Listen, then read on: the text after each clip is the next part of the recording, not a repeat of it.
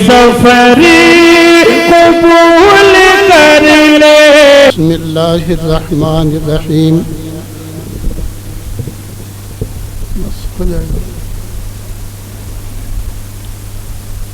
الحمد للہ وحدہ والصلاة والسلام على من لا نبی بعدہ۔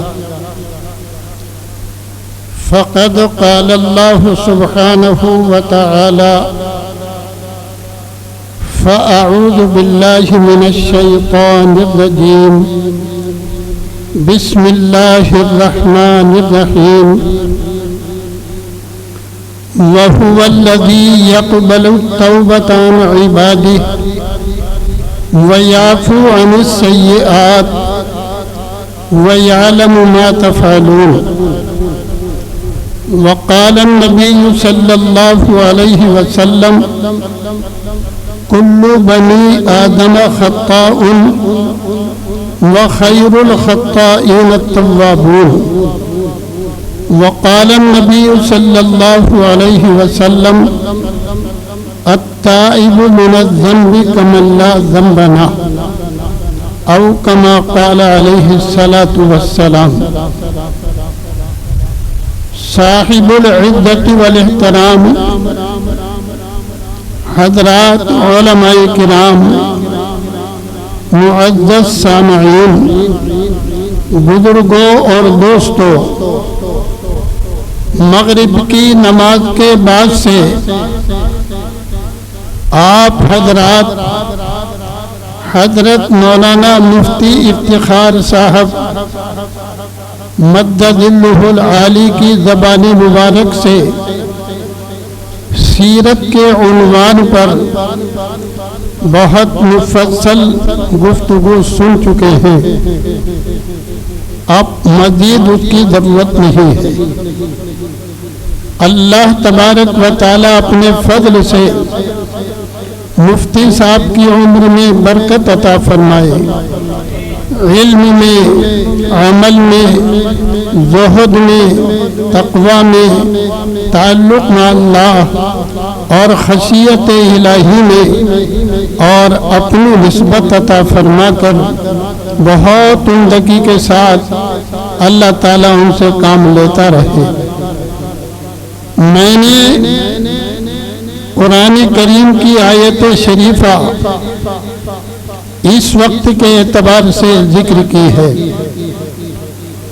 نمبر 1 پر ہم آپ نے اپنے ماضی پر غور کریں، سیرت طیبہ سے، احکامات الہی سے کتنے دور رہ کر ہماری زندگی چل رہی ہے۔ اللہ تعالیٰ اپنے فضل سے ہمیں معاف فرمائے۔ تو 2 کام ہمیں کرنے ہیں۔ نمبر 1 پر اب تک زندگی میں جتنے گناہ ہوئے، جتنی نافرمانیاں ہوئیں، کتنے گناہ جان کر ہم نے کیے، کتنے بھولے میں ہو گئے، لیکن اللہ تبارک و تعالی ہمارے سارے گناہوں سے باخبر ہے۔ پہلی بات، اللہ تعالی حاضر و ناظر ہے۔ دوسری بات، اللہ تعالیٰ کے 2 فرشتے، ایک دانے کاندھے پر، ایک بائیں پر، CID ہر وقت ہمارے ساتھ موجود ہے، اور روزانہ صبح شام کے ہمارے اعمال بارگاہ خداوندی میں لے کر جاتے ہیں۔ تو اللہ تعالیٰ سے کوئی بات ڈھکی چھپی نہیں ہے۔ اور عجیب بات یہ ہے، دنیا میں انسان بادشاہ کے سامنے یا بادشاہ کی CID کے سامنے بادشاہ کے حکم کے خلاف نہیں چل سکتا، لیکن اللہ تعالیٰ حاضر و ناظر ہے، تو ہر جگہ موجود ہے، سب سے ملا سب سے جدا۔ ہم کتنی ہی تنہائی میں، کتنی ہی چھپ کر کوئی گناہ کرے، اللہ تعالیٰ نے فرمایا وَهُوَ مَعَكُمْ أَيْنَمَا كُنْتُمْ، تم جہاں بھی ہو اللہ تمہارے ساتھ وہاں موجود ہے۔ تو بے شک ہم نے سب سے پردہ کر لیا، کسی کو ہمارے گناہ کا پتہ نہیں مگر اللہ تعالیٰ کو علم ہے، اس لیے فرمایا أَلَمْ يَعْلَمْ بِأَنَّ اللَّهَ يَرَى، ذرا اس کا دھیان رہے کہ اللہ دیکھ رہا ہے۔ ٹھیک ہے کوئی نہیں دیکھ رہا لیکن اللہ تو دیکھ رہا ہے، اس لیے اس تصور کے ساتھ گناہوں سے معافی مانگیں۔ میں نے جو آیت شریفہ پڑھی سنیے، اللہ تعالیٰ نے فرمایا وَهُوَ الَّذِي يَقْبَلُ التَّوْبَةَ عَنْ عِبَادِهِ، اللہ کی ذات وہ ذات ہے، اللہ وہی ہے جو اپنے بندوں کی توبہ کو قبول کرتا ہے۔ پہلی بات وَيَعْفُو عَنِ السَّيِّئَاتِ، اپنے بندوں کی توبہ کو قبول کرتا ہے اور گناہوں کو معاف کرتا ہے۔ اور اگلی بات اور فرمائی وَيَعْلَمُ مَا تَفْعَلُونَ، جو کچھ تم کرتے ہو اللہ سب جانتا ہے۔ اب ایک بات یہ سمجھنے کی ہے کہ توبہ کس کو کہتے ہیں، کیونکہ پہلا جملہ آیت شریفہ میں وَهُوَ الَّذِي يَقْبَلُ التَّوْبَةَ، اللہ تعالیٰ نے اپنے بندوں کو متوجہ فرمایا اور مایوسی سے حفاظت فرمائی اور یوں فرمایا کہ بے شک تم بہت بڑے گناہگار ہو۔ ارے بھائی بیت اللہ میں طواف کرتے ہوئے گناہ کرتے، مفتی صاحب تو بتا ہی رہے تھے۔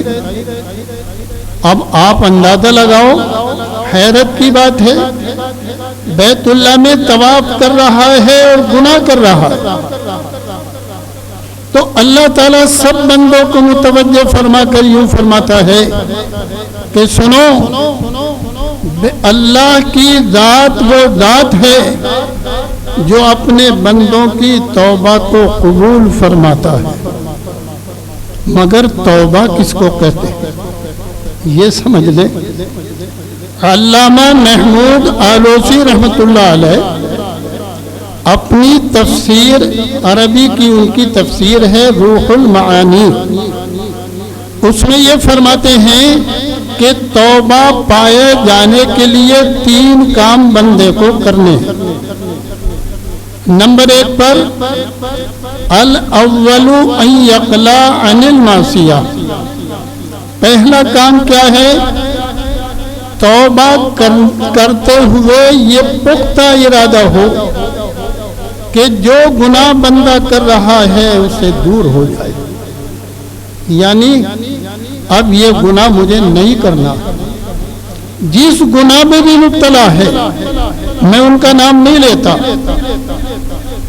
بلکہ گناہگار بندہ اللہ تعالیٰ کے سامنے توبہ مانگنے کے لیے 2 رکعت صلاۃ التوبہ پڑھے اور دربار الہی میں ہاتھ اٹھا کر بیٹھ جائے۔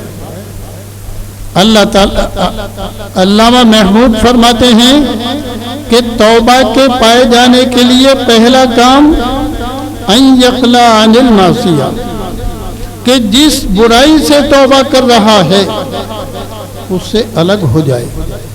کیا مطلب؟ توبہ بھی کرتا رہے اور برائی بھی کرتا رہے، یہ توبہ نہیں، بلکہ توبہ کی پہلی شرط یہ ہے کہ جس گناہ سے توبہ کر رہا ہے اس سے الگ ہو جائے، اب یہ گناہ نہیں ہونا ہے، پہلی بات۔ دوسری بات وَالثَّانِي أَن يَنْدَمَ عَلَيْهَا، دوسری بات فرماتے ہیں کہ توبہ کرتے وقت ندامت ہو، شرمندگی ہو، پشیمانی ہو، یہ تو تصور کرے کہ وہ اللہ اس کی ذات عالی کتنی بڑی ذات ہے، وہ کتنا بڑا اللہ ہے جس کے دیکھتے دیکھتے میں نے اتنا بڑا گناہ کر لیا، وہ دیکھ رہا ہے۔ میرے جسم کو مفلوج بھی کر سکتا تھا، زبان غلط کھولی بند بھی کر سکتا تھا، ہاتھ غلط اٹھایا توڑ بھی سکتا تھا۔ تو یہ تصور ہو کہ اتنا بڑا اللہ ہے وہ جو سب کچھ کرنے پر قادر ہے، ہر ناممکن اس کے لیے ممکن ہے، پوری کی پوری مخلوقات اس کے اشارے پر چلتی ہے۔ اتنے بڑے اللہ کی نافرمانی میں نے کر لی، تو یوں فرماتے ہیں نمبر 2 پر توبہ کرتے وقت شرمندگی ہو، پشیمانی ہو، ندامت ہو، اب ندامت کے طور پر آنسو بہائے تو بڑے بڑے گناہ کرنے والوں کو اللہ تعالیٰ معاف کر دیتا ہے۔ اسے کیا لگتا ہے؟ اس نے بڑے بڑے گناہ گاروں کو بخش دیا۔ اس میں ایک بات مجھے یاد آئی، بریلی کا ایک شاعر تھا، فانی اس کا تخلص تھا۔ آپ جانتے ہیں شاعروں کا ذوق بڑا عجیب و غریب ہوتا ہے۔ ایک دن گھر پہنچا، جا کے دیکھا کہ بیوی ناراض ہے، بات کرنے کو تیار نہیں۔ کیا قیامت آ گئی؟ تو بیوی کی ناراضگی کا جو اثر اس کے دل و دماغ پر پڑا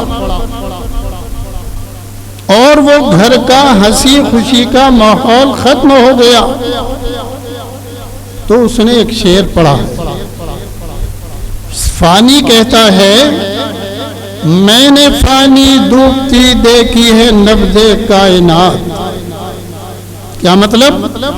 بیوی ناراض اور گھر کی ہر چیز اوپری لگ رہی کہ یہ پیالہ کاٹنے کو تیار ہے، یہ گھر عجیب لگ رہا ہے۔ تو انہوں نے کیا کہا؟ میں نے فانی ڈوبتی دیکھی ہے نبض کائنات۔ کیوں؟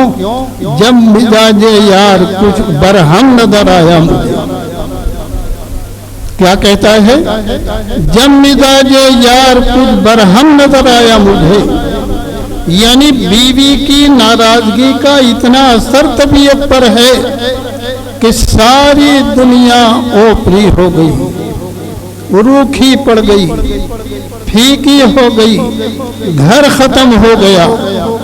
تو میں نے عرض کیا کہ شرمندگی کا یہ عالم ہو جب بیوی کے غصے کا اتنا اثر طبیعت پر ہے، تو خالق کائنات اللہ رب العالمین جس نے مجھے آنکھیں دی، جس نے مجھے ہاتھ پاؤں عطا فرمائے، جس نے مجھے سب کچھ عطا فرمایا، وہ اگر ناراض ہو گیا تو میں کون سی دنیا میں چلا جاؤں گا؟ کہاں جا کے ڈوب جاؤں گا؟ ہر جگہ تو اسی کا قبضہ ہے۔ اس لیے میں نے عرض کیا دوسری بات، علامہ محمود آلوسی رحمۃ اللہ علیہ فرماتے ہیں وَالثَّانِي أَن يَنْدَمَ عَلَيْهَا، نمبر 2 پر ندامت ہو، شرمندگی ہو، پشیمانی ہو، کتنے بڑے کی نافرمانی میں نے کر ڈالی۔ 2 باتیں ہو گئی۔ تیسری بات یوں فرماتے ہیں وَالثَّالِثُ أَن يَعْزِمَ عَزْمًا جَازِمًا أَلَّا يَعُودَ إِلَىٰ مِثْلِهَا أَبَدًا، جس گناہ سے توبہ کر رہا ہے، توبہ کرتے وقت پکا ارادہ ہو، عزم مصمم ہو، پختہ ارادہ ہو کہ اب آئندہ یہ گناہ مجھے نہیں کرنا۔ تو میں نے عرض کیا کہ مفتی صاحب کے بیان سننے سے یہ تاثر طبیعت میں داعیہ پیدا ہوا کہ سیرت مصطفیٰ کے مطابق انشاءاللہ زندگی بسر کریں گے، لیکن اب تک جو گزر گئی اس کے لیے اللہ تعالیٰ سے معافی مانگے۔ جو فرائض ہماری زندگی میں تھے ادا نہیں ہوئے سکے تو ادا نہ کرنے کی دیری کے لیے معافی مانگیں اور ان کو قضا کریں۔ اور تیسری بات میں نے عرض کی کہ پورا پختہ ارادہ اس بات کا ہو کہ اب کبھی بھی اس گناہ کے ساتھ نہیں ملوث ہونا۔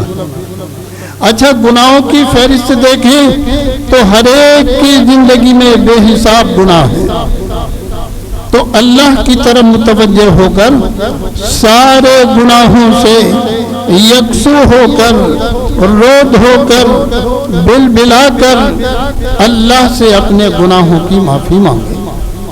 اور اللہ تعالیٰ نے یوں فرمایا ادعوا ربکم تضرعا وخفیا، ارے اپنے رب کے ساتھ چپکے چپکے خاموشی سے معافی مانگ لو، کوئی ضرورت نہیں شور مچانے کی، رونا بھی ہے تو چپکے چپکے، معافی مانگنی ہے تو چپکے چپکے، اللہ تو معاف کرنے کے لیے تیار ہے۔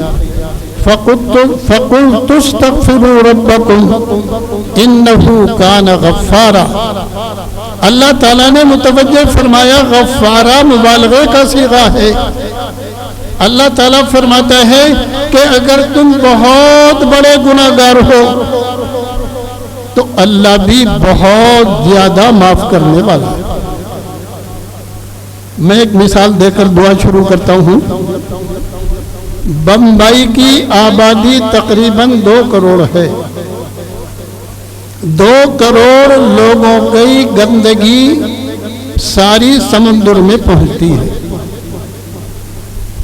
اب باندرے کی جامع مسجد کے امام صاحب غوطہ لگایا اور آ کر کے ظہر کی نماز پڑھا دی، کسی کو اشکال نہیں کہ بھئی سمندر میں 2 کروڑ بسنے والوں کی گندگی ساری کی ساری پہنچ رہی ہے اور امام صاحب نے غوطہ لگا لیا۔ سب بے فکر ہیں کہ سمندر کی ایک لہر ساری گندگیوں کے پانی کو پاک کر لیتی ہے۔ کیوں جی؟ اللہ تعالیٰ کی رحمت کی ایک لہر سارے گناہگاروں کی طرف متوجہ ہو جائے تو معاف کرنے کے لیے کافی نہیں، اس لیے مایوس ہونے کی ضرورت نہیں، بلکہ اللہ تعالیٰ نے فرمایا انہو کان غفارا، تم بہت بڑے گناہگار ہو تو اللہ بہت زیادہ مغفرت کرنے والا اور بہت زیادہ معاف کرنے والا ہے۔ اس لیے میری گزارش ہے اللہ مجھے بھی توفیق عطا فرمائے۔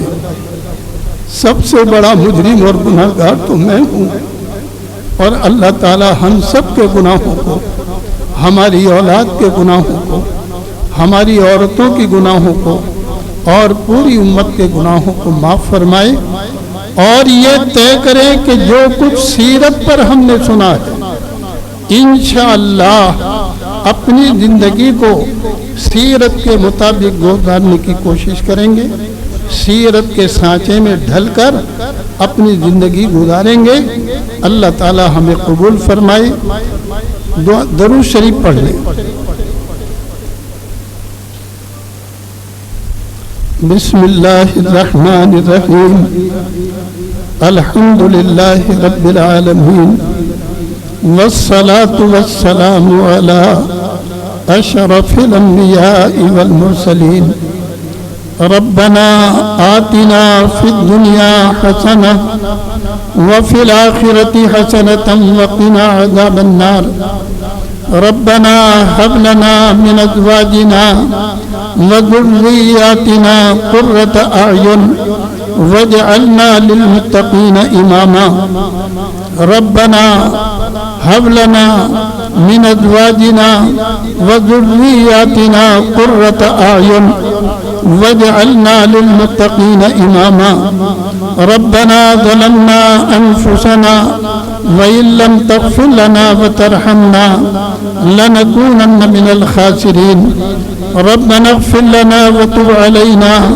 إِنَّكَ أَنتَ التَّوَّابُ الرَّحِيمُ رَبَّنَا وَآتِنَا مَا وَعَدتَّنَا عَلَى رُسُلِكَ رَبَّنَا وَآتِنَا مَا وَعَدتَّنَا عَلَى رُسُلِكَ وَلَا تُخْزِنَا يَوْمَ الْقِيَامَةِ وَلَا تُخْزِنَا يَوْمَ الْقِيَامَةِ وَلَا تُخْزِنَا يَوْمَ الْقِيَامَةِ إِنَّكَ لَا تُخْلِفُ الْمِيعَادَ اللهم من أراد بالإسلام خيرا وبالمسلمين خيرا فوفق كل خير اللهم من أراد بالإسلام شرا وبالمسلمين شرا فأهلكهم كما أهلكت عادا وثمود اللهم إنا نجعلك في نحورهم ونعوذ بك من شرورهم اے اللہ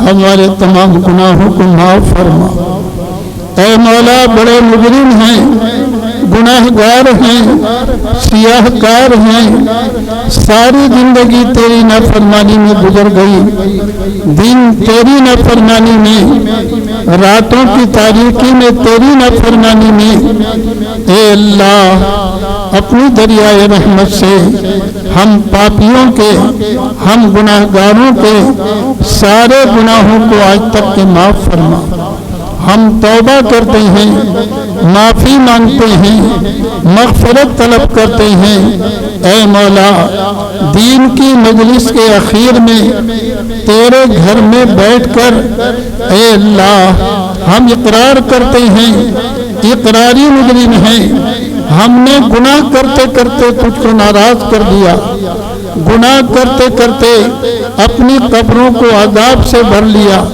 اے اللہ اپنے دریائے رحمت سے تو ہم سے راضی ہو جا ہمارے آج تک کے سارے گناہوں پر معافی کا قلم پھیر دے اے اللہ تو نے معاف فرما دیا تجھ سے کوئی پوچھنے والا نہیں تو نے معاف نہ فرمایا تو ہمارا کہیں ٹھکانہ نہیں نہ تیری حکومت سے بھاگ کر کہیں جا سکتے ہیں نہ کوئی گناہ کیا ہوا بغیر کیا ہوا ہو سکتا ہے اے اللہ تجھ ہی سے درخواست کرتے ہیں تجھ ہی سے سوال کرتے ہیں تجھ ہی سے معافی مانگتے ہیں اپنی دریائے رحمت سے اپنے فضل سے اپنے کرم سے پوری امت کے اور ہم سب کے گناہوں کو معاف فرما اے اللہ معاف فرما اے اللہ معاف فرما اپنی مرضیات کے مطابق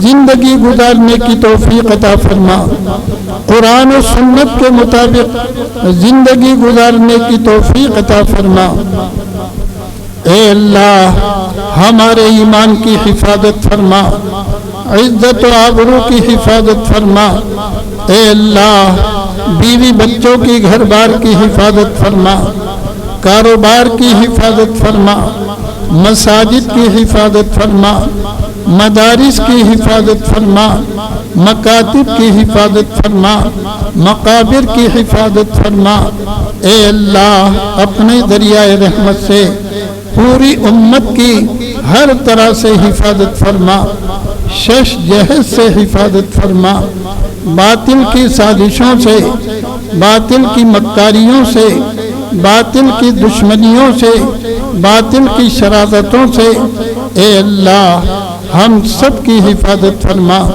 پوری امت کی حفاظت فرما اے اللہ ملک میں امن و امان قائم فرما ہماری بستیوں میں امن و امان قائم فرما ہمیں آپس میں محبت اور اتفاق سے کے ساتھ زندگی گزارنے کی توفیق عطا فرما ہمارے گھروں کو ہماری مسجدوں کو ہماری زندگیوں کو اپنے نبی کی سنتوں سے اپنے نبی کی سیرت طیبہ سے آراستہ اور مزین فرما اے اللہ جتنے مدارس اسلامیہ جتنے مکاتب قرآنیہ ہیں ہر ایک کو دن دونی رات چوگنی ترقی عطا فرما جتنے بچے زیر تعلیم ہیں ہر ایک کو پایۂ تکمیل تک پہنچا۔